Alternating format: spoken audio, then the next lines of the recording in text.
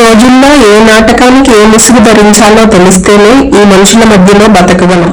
మనం ఎవరి జీవితానికి అవసరం లేదు అన్నది అర్థమైనప్పుడే మనకు ఒక జీవితం ఉంది అన్నది అర్థమయ్యేది. మంచితనం ఉంటే అందరూ ఇష్టపడతారు అనేది అబద్ధం, అవసరానికి వాడుకుంటారు అనేదే నిజం.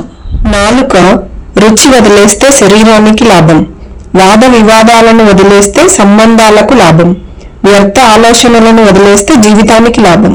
ఓర్పు అనేది వజ్రం లాంటిది, పొరపాటుగా దాన్ని పోగొట్టుకుంటే సంపాదించడం చాలా కష్టం. కష్టాల్లో ఉన్నప్పుడు మిత్రుల మనస్తత్వాలు, వృద్ధాప్యంలో ఉన్నప్పుడు బిడ్డల మనస్తత్వాలు, పేదరికంలో ఉన్నప్పుడు బంధువుల మనస్తత్వాలు బయటపడతాయి. గంధపు చెట్టు తనను నరికే గొడ్డలికి కూడా సువాసనమిస్తుంది.